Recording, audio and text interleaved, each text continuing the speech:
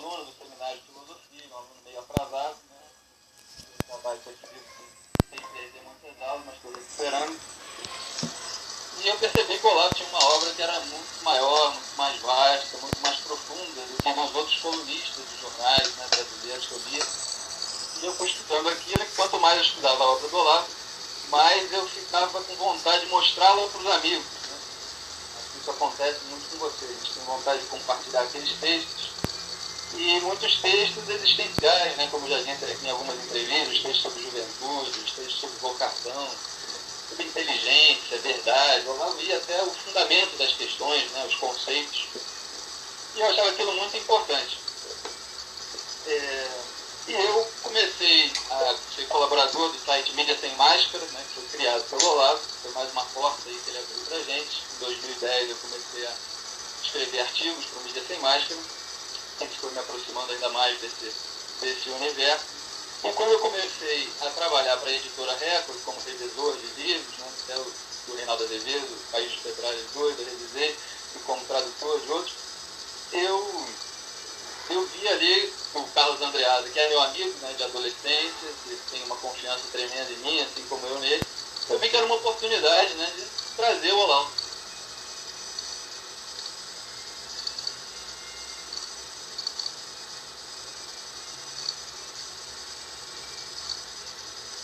Se o Olavo tinha 5 outras editoras, se alguém já tinha um projeto parecido com o meu, em andamento, não fazia a menor ideia, mas apresentei para o Carlos, falei, ele adorou essa ideia, né? Falei, ó, já tem um nome que é o mínimo que você precisa saber para não ser um idiota.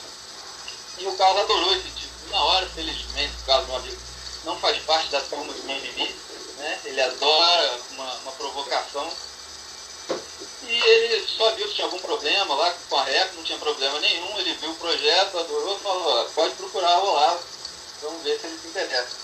Eu mandei um e-mail para o Edson Camargo, que é o editor do Mídia Sem Máscara, pedindo que ele me colocasse em contato com o Olavo, porque eu já tinha um projeto, ele já tinha esse formato, né, já era menos da metade do resultado final, mas ele tinha já esse formatinho. Né, e o Edson me colocou em contato com o Olavo me respondeu um e-mail, eu tenho lá muito bem guardado, ele ficou ansioso, interessado no projeto.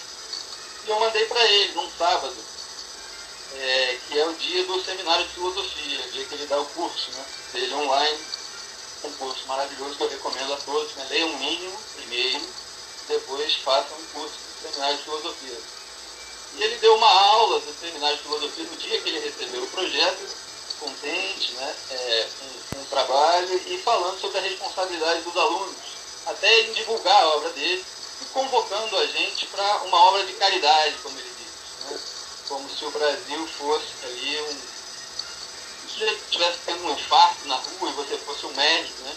E todos precisassem dali salvar essa pessoa, né? Que no caso é o país inteiro. Então, o Olavo falou da responsabilidade dos alunos, de resgatar outra cultura do país, e eu fiquei muito contente. Mas é claro que eu ainda estava meio tenso com problemas burocráticos, eu não tinha a menor ideia, né? Se havia textos que não poderiam ser publicados, se tinha um contrato com outras editoras, se não ia dar certo. Enfim, quando vieram os contratos, fiquei muito contente, assinei, mandei para os Estados Unidos, só quando veio lá a assinatura do Olavo, falei que maravilha.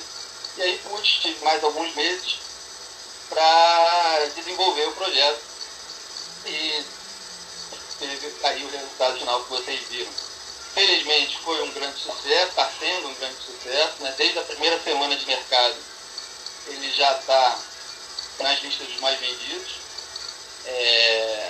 já estamos na 7ª semana, né? Ele desde a primeira entrou na lista do Globo, na lista da Veja, e todas as outras, né? Public News, que é a referencial do mercado. Então a gente está muito contente, a canalhada pirou, né? Como eu disse, muitas vezes na página do livro, muita gente está falando mal do Olavo, sem falar, né? Sem nunca citá-lo entre aspas, mas sem nunca refutar nada do que ele diz. Né? O máximo que eles conseguem é pegar uma partezinha de um videozinho do YouTube, entendeu? E falar que o Olavo fala um palavrão ou qualquer coisa assim. Então estamos todos muito contentes com o resultado. E agora vamos falar com o Olavo.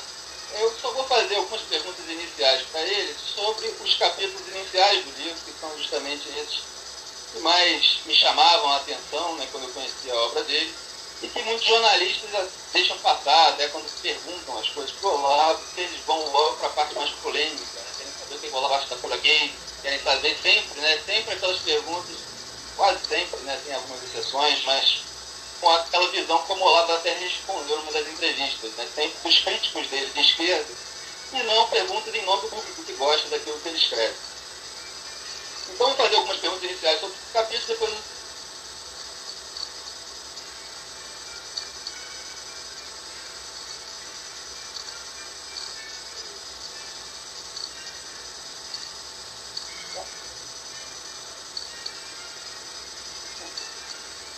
Uma honra a presença da minha tia aqui em São Paulo. E veio me ver, né? Aproveitou a oportunidade. Aliás, antes de fazer a pergunta, Olavo, essa semana a gente já teve vários, né? Desses aí que eu falei, que criticam, que deputaram, sem ler nem nada. A gente teve o Renato Janine Ribeiro, né? Que falou, enfim, depois que o livro ficou em primeiro na Amazon, né? Em e-book, falou que os leitores, a tecnologia convivia com retardamento mental. Essa gente só consegue falar isso. E essa semana agora tem o Eli Vieira, né? Que esse é maravilhoso. É um sujeitinho até, é uma coisa engraçadíssima, que ele falou que o Olavo não pertence à filosofia analítica, falou mal do Olavo, aí desafiado a refutar qualquer coisa do Olavo, qualquer livro dele, ele saiu correndo e falou que não pode refutar porque é ininteligível, né? E eu vi ontem à noite que o Olavo escreveu no Facebook que ele de fato, para o Eli Vieira, o Olavo realmente deve ser ininteligível, né?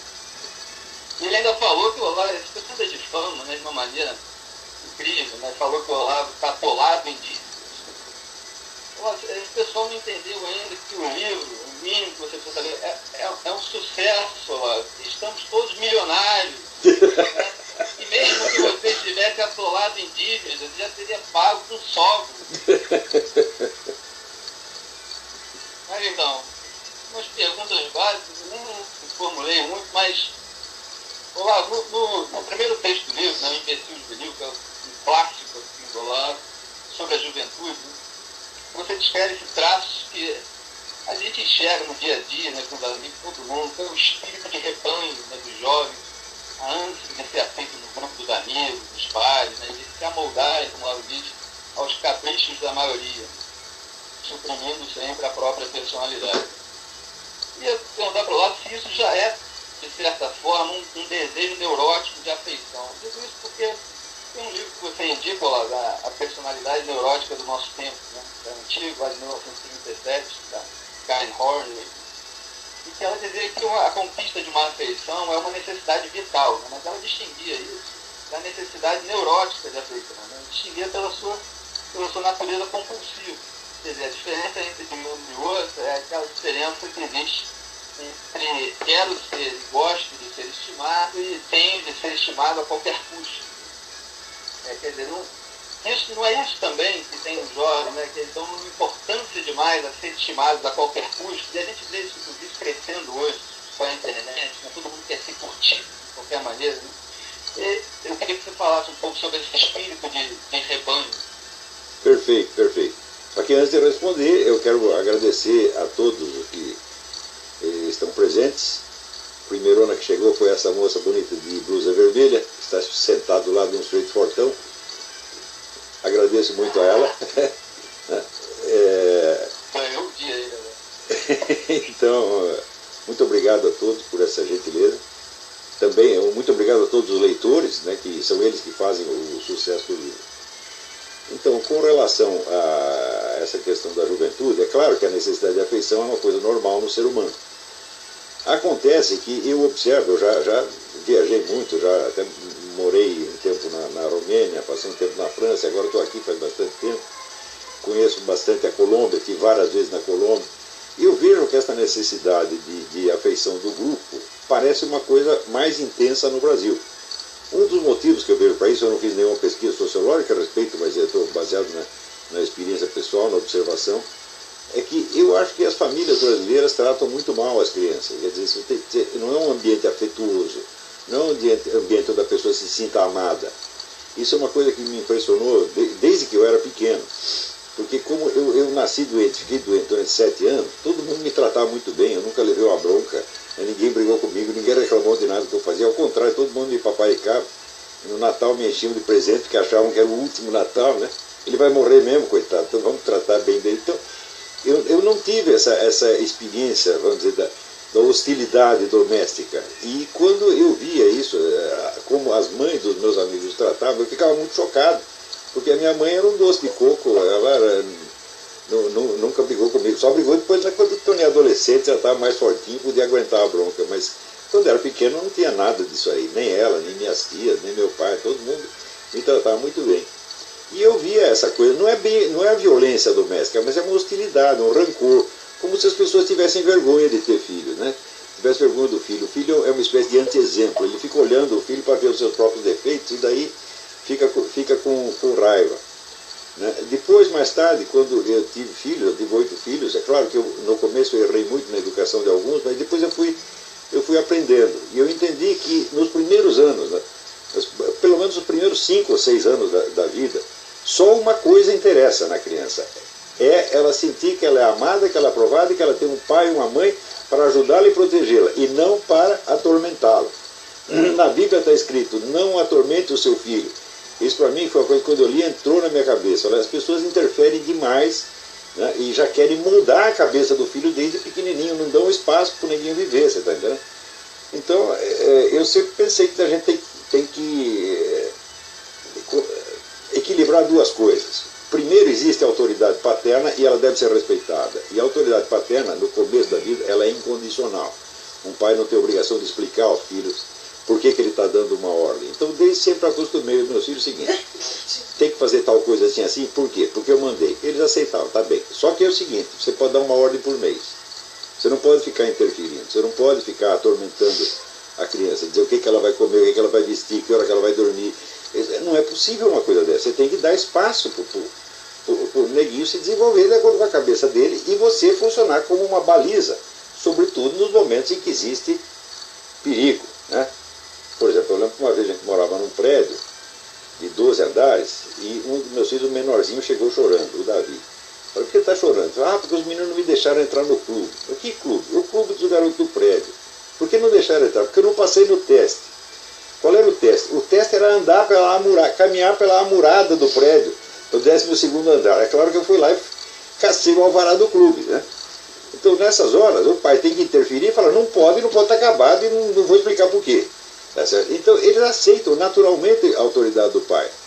Outra coisa que eu observei é que, às vezes, as crianças elas pedem permissão do pai ou da mãe para fazer uma coisa que, obviamente, elas podem. Por exemplo, posso ir no banheiro? Claro que pode. Posso fazer isso? Claro que pode.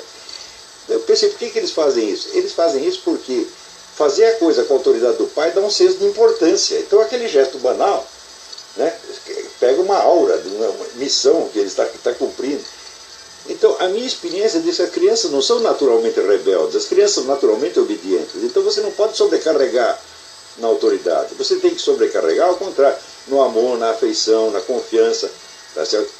E, à medida que eu fui aprendendo a fazer isso, eu tive resultados maravilhosos com os meus filhos. Eu nunca tive uma briga com um deles. Tá entendendo? Nunca, não sei o que é isso. Eu não sei o que é esse conflito de gerações. Tá entendendo? E eu acho que porque a família brasileira, em geral, é hostil com as crianças, bom, eles vão procurar afeição fora, evidentemente. Afeição e aprovação.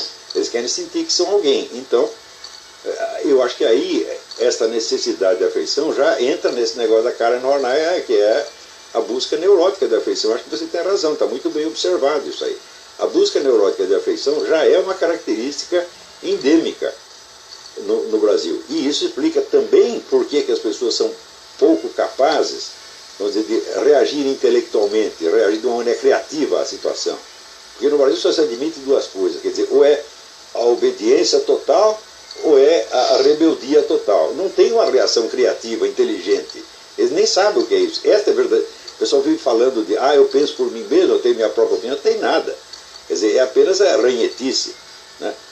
A verdadeira opinião implica uma elaboração interior, implica uma criatividade, e isso a gente raramente vê. Né? Então, acho que você tem toda a razão, sim, há um lado neurótico na coisa, e isso é muito grave. E isso é um dos fatores da idiotice brasileira. É um sujeito criado assim, e que aos 12, 13 anos, ele já tem que se irmanar ao espírito da horda, né? De uma vez para sempre. E que pior, que continua com essa necessidade aos 20, aos 30, aos 40, aos 50 anos. Quer dizer, você vê homem de 50, 60 anos reagindo como se fosse um adolescente que quer a aprovação do grupo. A mentalidade desse pessoal de show business, de jornalismo, é tudo isso, né? Tem esse artigo que eu publiquei até esta semana, que chama A Moral do Brasil, que eu pego a escala do Lawrence Kohlberg, um psicólogo de Harvard, que diz que tem 6 graus, né, de desenvolvimento, de consciência moral. O primeiro, o sujeito vai só na busca a recompensa e evita a punição. No segundo grau, ele já aprende o que é o seu interesse próprio e começa a agir racionalmente, né, no sentido de atender às suas necessidades, os seus desejos, e aprende também que, às vezes, para conseguir o que ele quer, ele precisa fazer uma troca, ele precisa ter um intercâmbio. No terceiro nível, né, o espírito da horda, quer dizer, a motivação já não é tanto obter a vantagem pessoal, mas sentir-se integrado no grupo. Tá certo? Na quarta, o indivíduo descobre que existe uma ordem social, lei e ordem, então ele se torna um bom cidadão, um cumpridor de seus deveres, ele segue a lei, ele obedece à autoridade, etc, etc. No quinto, ele descobre que existem direitos, que as pessoas têm direitos, que existem, por exemplo, opiniões divergentes e que é necessário criar um sistema de convivência entre as opiniões divergentes. E, finalmente, no quinto, ele age de acordo com princípios universais que norteiam a sua conduta, o princípio de ordem religiosa, filosófica, que já são princípios de ordem universal. Eu observei que no Brasil quase ninguém passa desse terceiro grau, que é a aprovação do grupo. Agora, você pode pegar valores universais, copiar a linguagem de valores universais, o que é fácil, porque esses valores estão espalhados toda parte. Quem não conhece os 10 mandamentos, né? Então, você pega os valores universais, copia a linguagem deles para legitimar falsamente uma conduta que é baseada, na verdade, no puro desejo do apoio grupal. Então, por exemplo, o nosso governo, para você ver como essa mentalidade de apoio do grupo é uma coisa forte, por que todos eles se uniram para defender os condenados do mensalão? Isso quer dizer que, para eles, o interesse do grupo, né, até o amor, a afeição interna do grupo é mais importante do que as leis, a ordem, os valores universais, o diabo. Né? Então, é a mesma mentalidade de grupo. Agora, eles mesmo usam toda hora a linguagem dos direitos humanos, que é uma linguagem, para eles, é inacessível, eles não entendem o que isso quer dizer. Porque, por exemplo, eles acham que eles pregam a liberdade, etc, etc, mas a liberdade é só para eles. Isso significa que este valor, liberdade, por exemplo, liberdade de opinião, para eles, é só uma camuflagem, é só um adorno de uma atitude que, na verdade, não é baseada nisso, mas numa motivação muito inferior. Então, é uma racionalização, um fingimento, na verdade, um teatrinho, o indivíduo está agindo por motivos toscos, mas ele embeleza aquilo com um discurso. Então, é isso mesmo, é uma necessidade neurótica de afeição que cria essa dependência grupal e não deixa ninguém passar do estágio da dependência grupal. Então é isso aí, Felipe. Respondi? Claro. O imbecil juvenil está cada vez mais adulto, né? Adulto, velho. Os imbecis juvenis têm 60, 70 anos, né? E assim, voltando um pouco para a juventude, você fala que o desprezo pelo conhecimento, que é bastante reincidente na sua obra, o seu ódio brasileiro ao conhecimento, que ele é um componente do culto da juventude. Né? Eu queria que você falasse um pouco sobre esse culto da juventude também, né? E como isso impede, muitas vezes, os jovens, né, da assistência onipotente, né, aos 15, 18 anos, de passar pela auto-humilhação e pelo auto-vexame, né, que são fundamentais para evoluir moral, intelectualmente. Você vê, esse desprezo brasileiro pelo conhecimento é uma coisa que é muito antiga. Você vê que logo depois da descoberta da América, você já tinha universidades nos países hispânicos. E no Brasil, a primeira universidade foi aparecer aqui, quer dizer, na década de 30 do século XX. Quer dizer, se isso não é desprezo pelo conhecimento, eu não sei mais o que seja. Agora, isso é facilmente explicável pelo tipo de população que se compôs o Brasil. Né? Quer dizer, em grande parte são pessoas que foram parar aí com a ilusão descobrir um pouco de ouro e voltar correndo para Portugal. Muita gente fez isso, muita gente voltou rico para Portugal. Torraram todo o dinheiro rapidamente, é claro. Outros não conseguiram sair, quer dizer, fracassaram e ficaram por aí, né? E era um pessoal, essas primeiras gerações de ocupantes do Brasil, era um pessoal realmente brutal, com mentalidade de bandido, né? Tanto que você vê que eles eram tão gentis que quando construiu o Gilberto Freire que conta isso, né? Você construiu uma casa, um casarão daqueles de fazenda. Então, para garantir que a casa ia ficar sólida, você tinha que sepultar vivo um índio ou um preto. Era um negócio de uma gentileza extraordinária, né?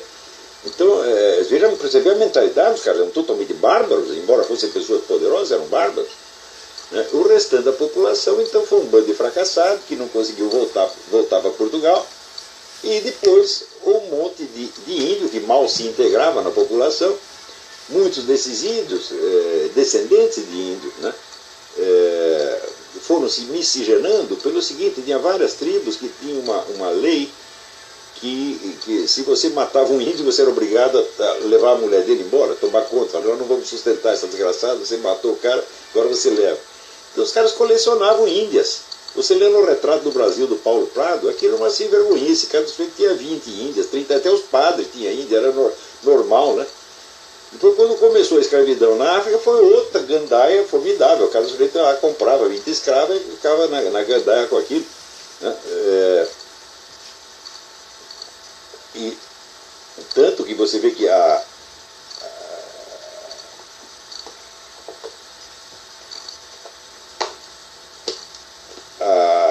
formação da população brasileira foi um negócio desastroso. Quer dizer, eu vi comparando assim, que sentido de vida pode ter o sujeito, né? O sujeito estava andando lá na África, catando coquinho pacificamente, de repente ele leva uma porrada na cabeça, acorda do outro lado do oceano, num lugar que ele não sabe onde é, e os caras mandam ele capinar, fazer buraco. Então, uma coisa de louco, entendeu? Porque o sujeito está perdido no espaço, né? E outra coisa, o senhor de escravo frequentemente não deixava os escravos casar, não deixava fazer família, fazia procriação coletiva. Tinha o negro reprodutor. Eu me lembro até que saiu no Pasquim, na década de 80, saiu uma entrevista extraordinária com um homem que estava com quase 120 anos e que tinha sido negro reprodutor. O serviço dele era ir de fazenda em fazenda, dormir com as menininhas, espalhar um bando de filho, porque ele era um cara fortão, saudável. Então os outros ficavam todos chupando o dedo. Tá? Então eu falei, mas que vida miserável, quer dizer, que perspectiva de vida, que valores pode ter uma pessoa criada assim, quer dizer, reduzida a uma condição subhumana. Então, isso foi a população brasileira, gente, né? Não é melhor que isso, quer dizer, metade da população brasileira é escrava, ainda tem essa coisa, quer dizer, o Brasil foi, no Ocidente, foi o campeão do escravagismo, foi o maior comerciante de escravos que tem no Ocidente, não no Oriente. Os árabes faziam muito mais e muito mais cruéis, na verdade, né? Mas no Ocidente o Brasil foi o campeão. Então metade da nossa população era constituída de escravos. Como é que você quer que o sujeito nessas condições se integre numa cultura de origem europeia e progrida? Até o número dos que se integraram e progrediram é muito grande. Isso foi quase um milagre. Porque se você for ver a alta cultura brasileira no século XIX, foi quase toda feita por preto, mulato, tudo descendente de escravo. Era Machado de Assis, era Cruz de Souza, era Castro Alves, Capistrano de Abreu. Quer dizer, isso foi um milagre que aconteceu no Brasil. Mas é aquele indivíduo isolado que ele cresce por suas próprias forças, sem ter o estímulo do ambiente. Não é isso? Então, nós temos essa tradição. Você vê ainda no livro do Lima Barreto, que era outro desses descendentes de escravo, que subiu por esforço próprio, está muito bem documentado isso aí. Tem vários trechos dele que assinalam esse desprezo pelo conhecimento. E desprezo, às vezes, da classe alta, né? Então, é uma coisa que ainda está arraigada no Brasil. Isso aí é a causa fundamental da existência do imbecil coletivo. Quer dizer, imbecil coletivo é um termo que já está, como é que se diz, fora da época. Porque eu me lembro que na época eu defini o imbecil coletivo como um círculo de pessoas de inteligência normal ou superior que se reúnem no intuito de imbecilizar-se umas às outras. Agora já não é mais assim, agora os caras já são imbecis mesmo.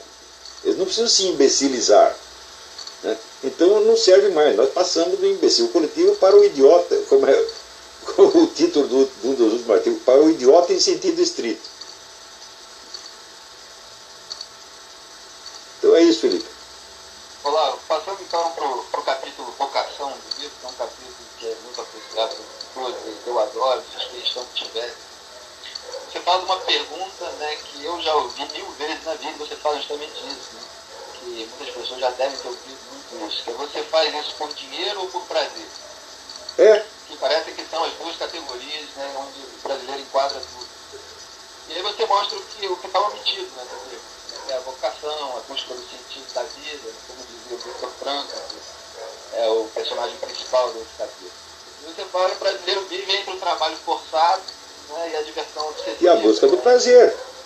Entre o conformismo, né, com o emprego muitas vezes medíocre. Que é a motivação mais baixa do ser humano. É isso que corresponde, na Índia, diz que a psicologia da casta Shudra, a casta mais baixa e mais burra, que busca, a vida deles é o seguinte: fugir da dor e buscar o prazer. É só isso. Então a pessoa só entende esses dois lados da coisa. Então tem o trabalho, né? A palavra trabalho vem de uma palavra tripalium, que é um instrumento de tortura, né? Não é como work em inglês, ou werk em alemão, que quer dizer obra. Não é isso. É um tormento. Então tem o tormento do trabalho e tem a busca do prazer. Então a pessoa diz: você faz isso por necessidade, quer dizer, por escravidão, você faz isso forçado ou faz isso por prazer? Não, eu estou fazendo por vocação. Vocação é uma coisa como amor, né? Quando você ama uma pessoa, meu filho, você só tem prazer do lado dela? Não, você aceita o sofrimento, aceita a dor, por exemplo, você não vai ficar grudado com a sua amada 24 horas por dia. Você vai ter que se afastar dela, ela vai viajar, já tem o sofrimento. Você não aceita esse sofrimento? Aceita. E aceita de bom grado por quê? Porque isso é amor. Amor não é nem trabalho, nem prazer, é uma terceira coisa completamente diferente. Vocação também, isso é uma coisa que você ama e a qual você se dá e que você aceita de bom grado o sofrimento e a dificuldade que ela lhe traz. Aliás, até você pode medir a vocação pela resistência que o sujeito tem a determinado tipo específico de sofrimento, né? Por exemplo, o meu falecido amigo Dr. Juan Alfredo César Miro, ele ficava 15 horas por dia conversando com um maluco. Eu falava: meu Deus, eu não aguentaria 5 minutos, do terceiro eu já expulsava de lá a tapa. Mas ele, né, com a maior dedicação, né, com um amor paterno que ele tinha pelos pacientes, tá? Então cada um aguenta uma coisa. O meu pai também, meu pai era advogado e ele, às vezes, me levava, né, junto com ele ali no fórum, né?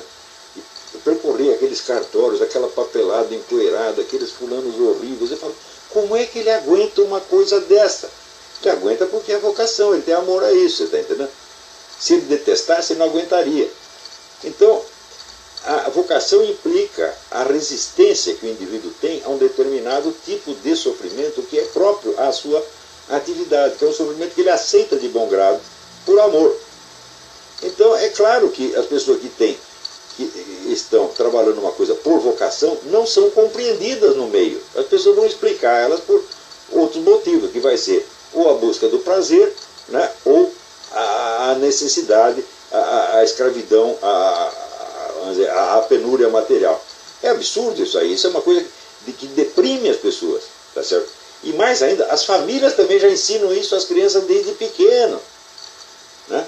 Aquele negócio, né? Beleza não se põe na mesa. Eu digo: então eu vou ter que casar com uma mulher feia pra caramba, você tá entendendo? Que faça lá o meu arroz com feijão. O que é isso? Isso não é vida, eu prefiro morrer, tá entendendo? Eu prefiro a mulher bonita que não saiba cozinhar, você está entendendo? Né? Olá, você teve um momento engraçado, você falou sobre isso, né, que a vocação implica a resistência a um fator negativo. E aí você falou até que médicos, por exemplo, têm que ter resistência a viver no hospital, a ver sangue, né, advogados, a conviver com criminosos, com corruptos. Sem dúvida. E você, como educador, foi até um momento engraçado do curso, todo mundo riu, que a sua grande resistência é a burrice. Sem dúvida, mas sem dúvida. Né? Eu gosto das pessoas duras. Eu gosto das pessoas duras. Isso a gente comprova todo dia. Esse pessoal, esse Elis Vieira, Renato Janine Ribeiro, eles são a alegria da minha vida. Entendeu? Por quê? Porque eles me mostram toda a burrice possível que está embutida no ser humano e que também está em mim, tá certo? Só que eu me espelho neles e falo, não, eu não posso ser assim, eu tenho que ser de outro jeito. Eles são o contra-exemplo pelo qual eu me oriento. E eu faço isso há muito tempo e eu gosto de fazer isso. Por exemplo, o pessoal pensa, perguntas cretinas, né? Pode fazer perguntas cretinas? É claro que pode fazer. A maior parte das perguntas são cretinas, não essa necessariamente, hein, Felipe? Nada, não estou falando de você nesse momento, tá certo? Mas muitas perguntas são cretinas, por quê? Porque o sujeito não está entendendo a situação, então ele não sabe formular a sua dúvida. Ele pensa uma coisa, ele quer dizer uma coisa, diz outra. Então ele me dá a oportunidade de consertar a pergunta deles. Olha, o que você quis dizer foi isso, assim, assim, assim, e a resposta é tal. Quer dizer, para mim é um bom exercício. O sujeito que quer ser um professor, né, ele tem que gostar das perguntas cretinas. Agora vai se irritar, né? Às vezes a pessoa fala, por que você dá atenção, esses camaradas burros? Eles são a alegria da minha vida, pô. Né? Se não fosse eles, né, em segundo lugar, eles inspiram tanta piada, né, que jamais nos ocorreria. Se todo mundo fosse, vamos dizer, inteligente, normal, saudável, eu acho que o humor desapareceria, você não teria do que fazer piada. Né? Quer dizer, os idiotas estão aí para isso mesmo, eles são matéria-prima das nossas piadas. Voltando um pouco ao tema da vocação, né? A gente tem às vezes a impressão de que pergunta hoje para os jovens e tal, tem uma busca muito pelo funcionalismo público, até parece que as pessoas querem ser estáveis. Né? E duas coisas que o sonho do brasileiro parece ser estável e ser famoso. Né? Outro dia teve uma entrevista com o Juan José Campaneja, que é um cineasta argentino que eu gosto muito, e ele falou que hoje, que é uma coisa que não acontecia no tempo dele, você perguntar para as crianças o que você quer ser quando crescer, e as crianças falam, quero ser famoso. Quer dizer, independe, né, do conteúdo do que a pessoa está fazendo. Essa busca da acomodação é a busca da mediocridade. Você vê aqui, os nossos amigos esquerdistas, eles dizem o seguinte, a universidade é feita para preparar a classe dominante. Né? Só que pesquisas feitas pela Fundação Getúlio Vargas em todas as universidades brasileiras mostraram o seguinte, que dos nossos estudantes universitários, só 3% querem ser empresários. Os outros querem ser empregados. Então que raio de classe dominante é essa que quer ser empregado? Né? Então ninguém quer ser classe dominante, ninguém quer ter poder, ele quer ter uma garantia. Então quer dizer, ele já entra na vida com medo, ele já é um derrotado, né? Que o máximo, a maior esperança dele é poder se esconder embaixo da mesa. Não é isso? Então, e sobretudo o funcionalismo público é o emblema da estabilidade. Então o pessoal não está buscando, vamos dizer, realizar uma vida, realizar uma ambição, nem ficar rico, eles querem apenas aquela segurançazinha medíocre. Então é uma vida que se vive para trás, é uma vida de recuo. Isso, digo, já vem desde Portugal. Sabe por que aconteceu isso? Porque Portugal, durante 8 séculos, foi dominado, às vezes pelos cristãos, às vezes pelos muçulmanos. E o coitado do portuguesinho ficar lá no meio, sem saber quem é o patrão, quem é que manda hoje. Então, por via das dúvidas, ele obedecia os dois. Tá certo? Então é um sujeito que está perdido no espaço, ele não tem esperança, não há espaço para ele. Tá? Então isso já veio de Portugal. No Brasil a coisa complicou ainda por causa desses fatores que eu lhe contei. Você vê que se você comparar a formação do Brasil com os Estados Unidos, que é aliás um assunto que foi maravilhosamente tratado pelo escritor Diana Mogg no livro Bandeirantes e Pioneiros, você vai ver que a formação dos Estados Unidos foi completamente diferente. Nos Estados Unidos foi gente que veio para cá fugindo do governo, porque eles tinham feito uma revolução lá, os puritanos tinham feito uma revolução, a revolução deu com os burros na água, eles tiveram que fugir. E fugiram com a ideia de montar uma sociedade que fosse do jeito deles, e não do jeito que queria, né, a igreja oficial, o rei da Inglaterra. Então eles vieram em comunidades para se instalar aqui e nunca mais voltar, para criar uma vida aqui. Então vinham trazendo a família e vinham em geral grupos de 20, 30 famílias, se organizavam em comunidades independentes. A independência se tornou maior ainda por quê? Porque eles não se entendiam em matéria de religião, de teologia. Cada um pensava de um jeito, então toda hora surgia uma dissidência. Para não dar briga, o que fazia? A dissidência ia embora e formava outra comunidade, independente. Então, este espírito comunitário ainda existe nos Estados Unidos. Porque eles são uma boa vizinhança, isso é uma coisa real nos Estados Unidos. Você chega aqui, você se instala aqui, no dia seguinte estão lá seus vizinhos, veio trazer um docinho, trazer um presentinho, perguntar se você precisa de alguma coisa. Você sente essa solidariedade na sociedade. Isto vem da formação colonial. Agora, no Brasil, não. Esses 50% de escravos que compõem a nossa população, alguém tinha solidariedade com eles? Pô, queria dar chicotada nos coitados, tá entendendo? Então, o sujeito, se ele conseguisse escapar da chicotada, falar, me escondi embaixo da mesa, o chefe não me viu, pronto, tá bom. Agora, estes são os nossos antepassados, né? Não são outros não, você está entendendo? Então, nós fomos criados para viver com o rabo entre as pernas. Agora, eu digo, e a independência? A independência acontece quando, por sorte, feliz ou infelizmente, a vida te isola. E você se torna mais solitário no meio desta sociedade. Isso aconteceu comigo, tá certo? Em parte, no começo, por causa, vamos dizer, da doença, que eu, quando saí para o mundo aos 8 anos de idade, eu era um bebê, tá certo? Então eu já não estava bem encaixado ali, eu custava para entender as coisas. Quando eu entrou na escola, eu falei, que raio de coisa é essa? O que eles querem de mim aqui, tá entendendo? O que é para fazer? Né? E esse isolamento, de alguma maneira, me acompanhou a vida inteira. E, aliás, eu coloquei essa semana no Facebook uma coisa que eu tirei de um artigo do poeta austríaco Hugo von Hofmannsthal, que ele escreveu em 1891. E ele diz esta coisa de uma profundidade extraordinária. Ele diz o seguinte, que são as pessoas solitárias, as pessoas isoladas, aquelas que sentem os sofrimentos da sua época e pensam os pensamentos da sua época. E quando as pessoas escrevem livros que expressam a dor da época, esses livros são os mais tristes que existem e são livros que se tornam célebres, como o mínimo. Porque, diz ele, são os únicos que nós podemos compreender quase que por completo. Porque eles estão falando da dor que está todo mundo sentindo. Isso aconteceu com esse livro que está nas suas mãos. Então eu falei, pô, mas o Robert está falando de mim, ele não sabia que eu existia, mas profetizou e eu confirmo que as coisas são realmente assim. Se eu pensar em isolamento, né, eu vivi num isolamento intelectual monstruoso, que eu mesmo não sei como eu aguentei. E durante boa parte da minha vida, quase a minha vida inteira, eu só tinha comunicação com pessoas 30 anos mais velhas ou 30 anos mais novas. Porque os 30 anos mais velhos eram os escritores, pensadores, que me serviam de exemplo de alguma maneira.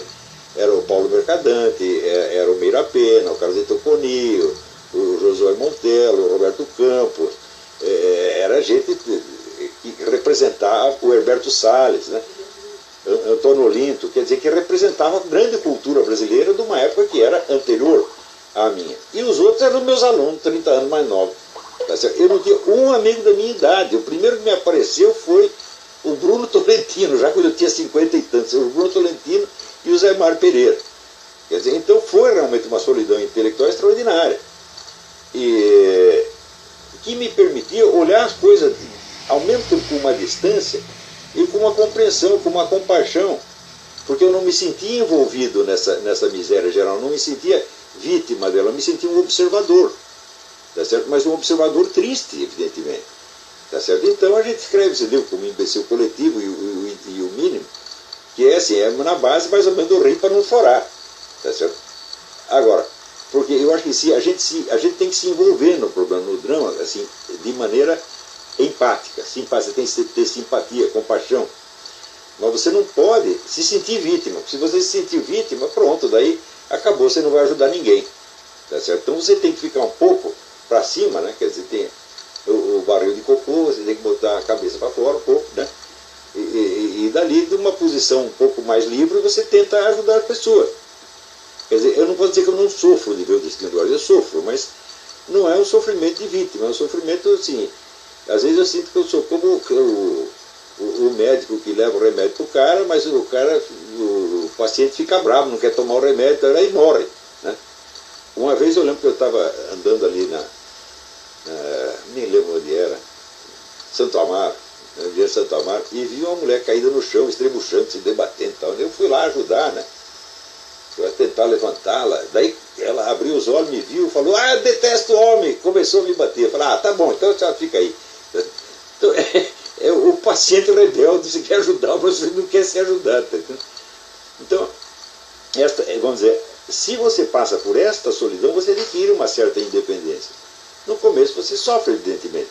E outra coisa, nenhuma solidão é total. Eu falei solidão intelectual, mas não quer dizer que não tinha nenhuma namorada, tinha nada, até tinha, né? E não era socialmente solitário, mas intelectualmente sim, né? Eu não tinha com quem dialogar. Aliás, dialogar mesmo não tem até hoje, se você pensar bem. Eu tenho fora do Brasil. No Brasil não tem ninguém. Agora aqui, né? O Bruno Tolentino morreu, né? E o Zé Mário está difícil de acessar. Falei, agora no Brasil não tem mais diálogo, eu tenho monólogo, eu só falo. Tem os idiotas que respondem. E daí a gente também responde com 2 ou 3 piadas e pronto, fica por isso mesmo. Isso não é um diálogo. Eu não posso ter um diálogo com o Renato Janino Ribeiro, meu Deus do céu. Você nem entende o que eu estou falando. Ele não entende primeiro porque está numa escala moral inferior. Ele está no negócio da solidariedade grupal. Ele não é capaz de entender, quer dizer, uma alma que tenta se pautar por princípios universais. Ele não é capaz de entender. Ele nem sabe o que é isso. Tá certo? Então, eu quero dizer, tem pessoas que agem por princípios universais no Brasil, mas elas são muito poucas. Então, elas não têm presença cultural. E quando aparece uma que tem, os negros não entendem. Eles entendem outra coisa completamente diferente. Dão interpretações maliciosas, pejorativas. Nem eu espero que eles me compreendam, né? O dia que o Renato Janino Ribeiro me compreender, eu vou aprovar o que eu estou fazendo, eu vou perguntar para mim mesmo o que eu estou fazendo de errado. Então é isso aí. Você fala até nesse capítulo, uma expressão que eu gosto muito, você fala da tragédia, nesse tudo aí que você falou, né? Da tragédia vocacional brasileira. É uma tragédia. Tragédia, de enchente, de chuva, o Vasco perdeu, é uma tragédia, entendeu? E nunca se fala da tragédia vocacional brasileira. Né? A tragédia é um país onde está todo mundo fora do lugar, você está entendendo? Todo mundo indo para o caminho errado, né? E parece que... E queria que você falasse sobre isso, sobre como isso gera um ressentimento que é também muito bem explorado, né, politicamente. Olha, eu tenho um amigo que ele fugiu aqui para os Estados Unidos, isso vai fazer 40 anos. A mulher dele tinha se metido no negócio numa dessas organizações guerrilheiras e estava sendo perseguido pela polícia. Ele catou a mulher e fugiu aqui para os Estados Unidos. E passaram-se 20 anos, ele um dia foi lá para o Brasil, foi me visitar e tinha um encontro, por coincidência, naqueles dias tinha um encontro dos ex-alunos do colégio que ele tinha estudado. Era o Colégio Estadual de São Paulo. E ele perguntou, você vai? Falou, eu não vou, Deus me livre. Mas ele foi, e daí voltou todo deprimido, dizendo, olha, de todas aquelas pessoas, a única que acredita no que está fazendo é você. E está todo mundo dando certo na coisa errada. Todo mundo entendendo o seu ofício, a sua profissão, como uma camisa de força que lhe foi vestida, tá certo? Ou como um mero divertimento. Então você tem os sofredores e os cínicos. E eu não sou nem sofredor nem cínico. Eu estou fazendo a coisa que eu acredito, que eu acho boa. Quando a pessoa pergunta, você se realizou? Eu digo, eu sou hoje exatamente o que eu queria ser quando adolescente. Exatamente. Eu faço o que eu queria fazer. Tá certo? Eu só gostaria de fazer mais, muito mais, mas não outra coisa, né? Não tenho vocação para outra coisa, não gosto de outra coisa, estou fazendo o que eu acho que devo fazer e o que eu sonhava em ser. Eu sonhava em ser um escritor e educador, é exatamente o que eu sou. Não posso ser outra coisa, né? Deixa eu perguntar que outra vocação você teve, né? Eu, quando era pequeno, queria ser palhaço de circo. Tem uns caras que dizem que eu sou palhaço fora do circo. Não deixo de ter certa razão. Depois eu queria ser caçador, porque meus 2 avós eram caçadores, mas também, né, também não deu. Meu avô morreu e logo veio lei que não podia mais ter arma. Às vezes, eu e meu irmão ganhamos nossas espingardas com 8 anos de idade. Espingarda de cartucho, aos 8 anos de idade já tinha, saía para caçar. Tá? Daí acabou minha carreira de caçador, que eu compenso vendo obsessivamente filmes de bichos, né? Até hoje. E daí isso também não deu, né? Daí durante um tempo na escola eu fui ser coroinha e quando eu me vi com uma batina de coroinha eu falei, eu podia ser padre, mas isso não foi uma vocação, isso foi só uma fantasia, logo passou. Depois, quando eu tinha 14 anos, eu falei, o que eu sou? Eu sou isso aqui, né? Falei, bom, só que pensei o seguinte, eu quero ser escritor, mas eu não sei nada para escrever, eu não tenho nada para escrever. Então eu tenho que viver um pouco, adquirir uma certa experiência da vida, estudar um pouco, e daí quando eu souber alguma coisa eu escrevo. Tanto que a minha estreia literária foi a mais tardia da literatura brasileira, aos 48 anos de idade. Antes, a mais tardia que teve foi o Graciliano Ramos, aos 43. Mas eu ganhei dele por 5 anos.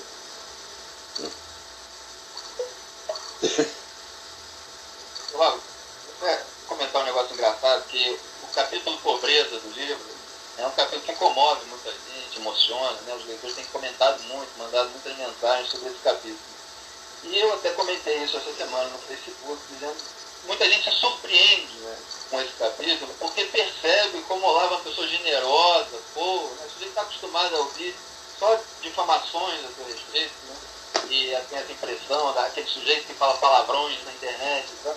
E ele se depara com esse capítulo Pobreza, e você está lá fazendo toda uma pregação de generosidade, do dever moral, né, de ajudar os pobres. E tem uma crônica do Nelson Rodrigues, né, que ele falava justamente de um episódio assim, né, descrevendo como um amigo dele ficou besta ao descobrir que o Gustavo Corsão tinha sentimentos. Né. Ele estava acostumado com aquela imagem redonda do reacionário, né, que os inimigos dele colocam. E ele foi para o estádio de futebol com o Nelson e tal, e ele só conseguia pensar naquilo, eu tô besta, porque o Gustavo escreveu um artigo sobre o filho dele, tá? Um artigo todo emocionante.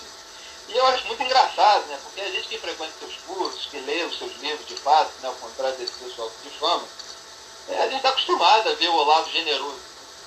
Então, assim, existe esse processo de demonização, né? Para afugentar os leitores, né? E eu queria, justamente com o mínimo, até com esses capítulos iniciais, mostrar esse lado, né, desconhecido dessa gente. Né? Você não acha graça, ó, que as pessoas se impressionem com essa sua ternura? Tá? As meninas falam, né, como o Olavo é fofo. O Olavo é muito fofo. Eu sou muito fofinho. Bom, mas isso também é outra coisa, vamos dizer, que também sempre me impressionou na sociedade brasileira, a falta de amor, a falta de afeição. Santo Agostinho diz que a sociedade humana é baseada no amor ao próximo. Se você pensar bem, isto é verdade, porque a gente vê violência, vê maldade, etc, etc. Mas se a violência e a maldade predominam, a sociedade se desfaz, ela se esfarela. Então quer dizer que tem que ter um lado de afeição. Por mais degradado que esteja, por mais indireto que esteja, ele tem que estar presente de algum modo, tá certo?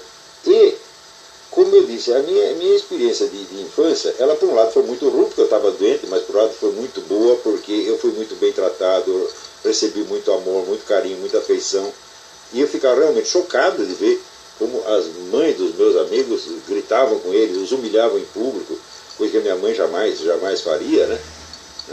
Eu me lembro, minha mãe era minha heroína. Eu me lembro uma vez que a gente ia brincar, tinha uns prédios em construção lá do outro lado da rua, e a gente gostava de subir no prédio, né? E pular nos montes de areia. A gente ia até o quinto, sexto andar e pulava nos montes de areia. Tá? E o dia ele estava fazendo isso e o guarda da construção nos pegou.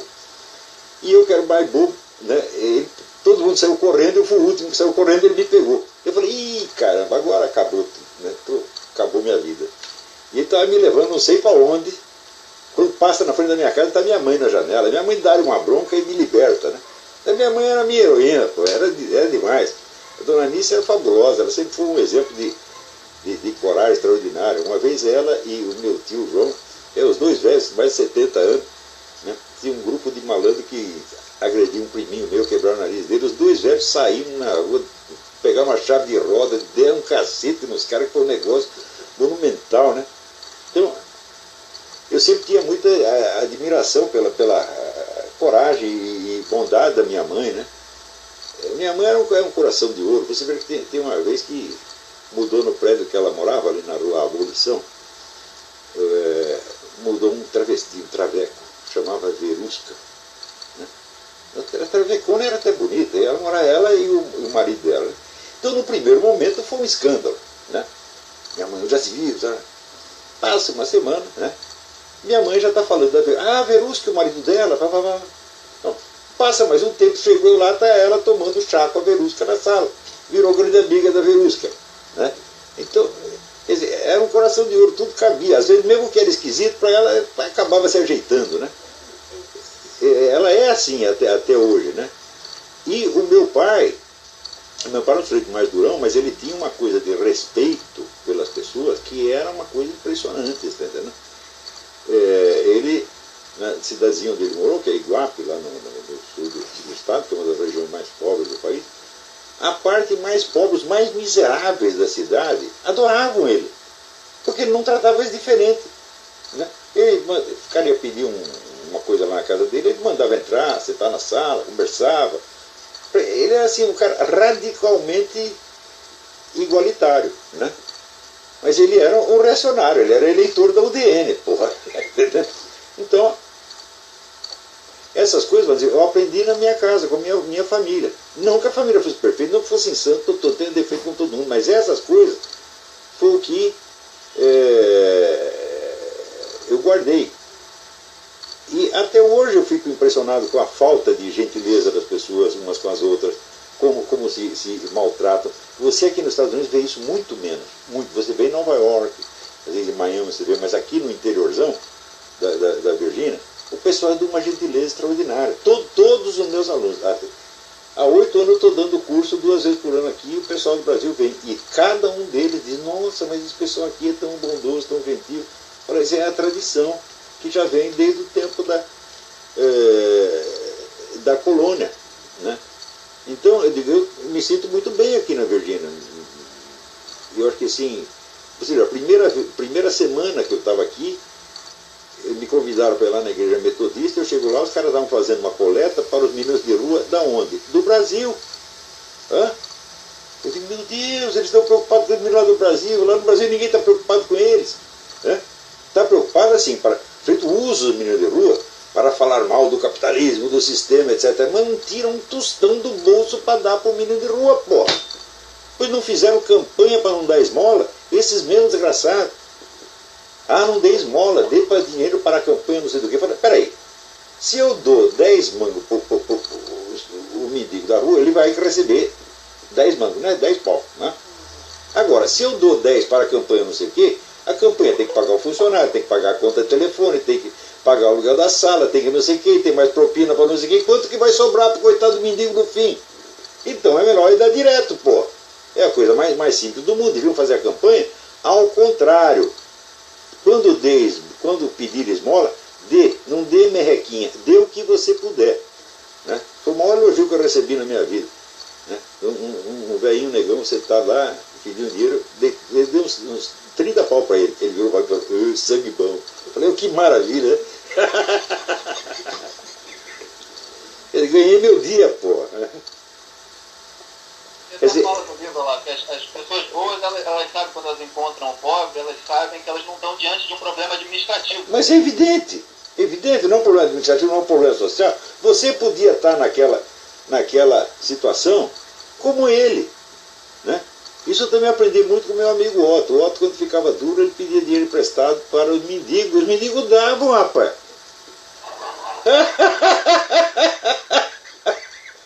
Então eu falei, bom, podia ser eu que estar lá naquela situação, né? Aproveitando isso, já... Uma vez ele vendeu um par de meia para o mendigo. Precisa de uma meia, ele tirou as meias, deu para o mendigo deu uma grana para ele. Aproveitando esse tema, né, já entrando mais num aspecto político, você diferencia esse dever moral de ajudar os pobres dos direitos, né, que implicam obrigações de que as pessoas ajudem. Queria que você falasse um pouco sobre isso, porque todo mundo... Olha, esse negócio dos direitos é vamos dizer, uma das mitologias modernas. As pessoas não sabem o que é um direito, né? Isso aí está explicado no livro da Simone Weil, né? Que chama L'Enracinement, o Arraigamento, é um dos belos livros do século XX. E ela começou a explicar o seguinte, o direito, o que é um direito? O direito é uma obrigação de um outro. Eu digo, por exemplo, as crianças têm o direito de ser alimentadas. Isso só quer dizer substantivamente que alguém tem a obrigação de alimentá-las. Quer dizer, um direito ao qual não corresponde a obrigação de um terceiro é um mero flatus vocis, é uma palavra só, não quer dizer nada, né? Então, quanto mais aumenta o número de direitos, aumenta o número de obrigações para a sociedade, automaticamente, porque o direito é apenas uma maneira indireta de designar a palavra direito é uma metonímia. A substância do direito é a obrigação que ele impõe a um terceiro. Né? Por exemplo, a criança tem o direito, né, à educação. Fala, bom, então alguém tem a obrigação de educá-la. Se não, a criança tem o direito à educação, mas ninguém tem a obrigação de educá-la, o direito não vai valer. Tá certo? Então, a substância do direito é a obrigação. Agora, tudo aquilo que é, vamos dizer, um dever moral, quando se consolida num direito estabelecido em lei, ele automaticamente se perverte. Eu vou dar um exemplo mais temível da história do Ocidente. Vocês sabem, essa observação feita pelo Denis de Rougemont no livro O Amor e o Ocidente, ele diz que o tema da literatura ocidental, em 90% dos casos, é o adultério. Só se fala disso. Né? Por quê? Porque existe a instituição do casamento monogâmico indissolúvel. Muito bem, essa é uma instituição religiosa, ou seja, um compromisso que o homem e a mulher assumem diante de Deus. Né? Que Deus é esse? É o mesmo Deus que, quando perguntaram para ele quantas vezes eu devo perdoar o meu próximo, 7 vezes, ele falou, não, 7 vezes 70. É este Deus que assegura a fidelidade matrimonial. Ele sabe que você vai falhar e ele está pronto para perdoar, porque a natureza dele é amor e é perdão. Quando o casamento monogâmico indissolúvel no século XIX perde a referência a Deus, perde a referência religiosa e se torna um direito estabelecido no Código Civil, o que acontece? A fidelidade matrimonial se tornou um dever absoluto e intransferível. Não há mais perdão. O sujeito olhou para outra mulher, ou a mulher, né, se engraçou para cima do padeiro, acabou o casamento. Então significa que a fidelidade se sobrepôs ao próprio amor familiar. Essa é a perversão total. O cinema americano consagrou isso. Né? Então, tudo quanto é filme aqui, mesmo hoje em dia, que né, tá a imoralidade estabelecida, né, a fidelidade matrimonial ainda é o grande fetiche. Né? Quer dizer, houve ameaça de adultério, o sujeito sim, né, se esfregou na outra mulher, pronto, acabou o casamento. Né? E ainda vem o Estado, a pretexto de proteger a mulher, já pôr o cara para fora de casa, falou, olha, você vai pagar agora 80% dos seus ganhos, você vai pagar de pensão de alimento, você não pode se aproximar da sua casa mais de 2 quilômetros, e só pode telefonar para o seu filho no dia tal, às tantas horas. Ou seja, o que foi feito para consagrar o amor humano, para dar um sentido divino ao amor humano, diante de um Deus que perdoa, tá certo? Que publicamente perdoou a adúltera, que não tinha adulterado uma vez, tinha adulterado não sei quantas, tá certo?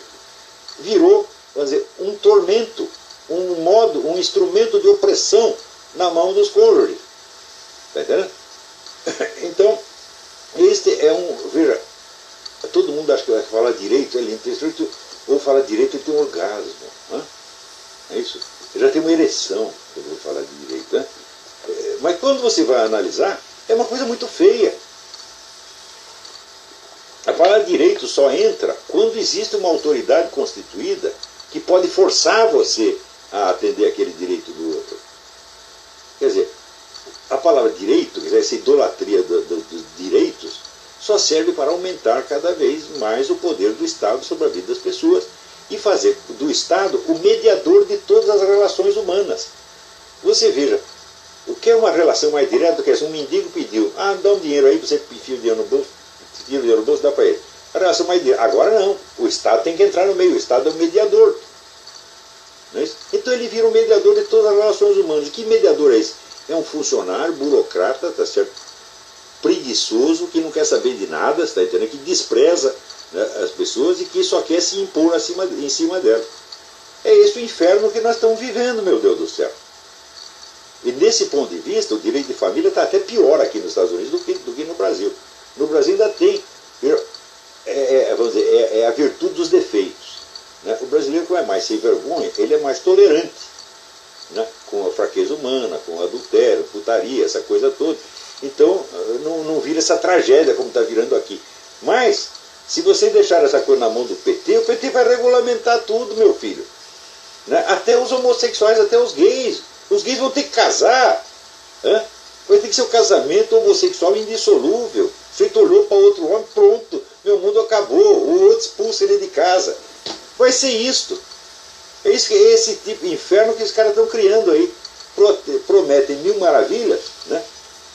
E também, vamos dizer, esses benefícios sociais, essa cretina dessa Marilena Chaui, um dia fez um vídeo, né? Olha, eu não falo, não reclamo de intelectuais só por causa de uma coisa que eles disseram em entrevista.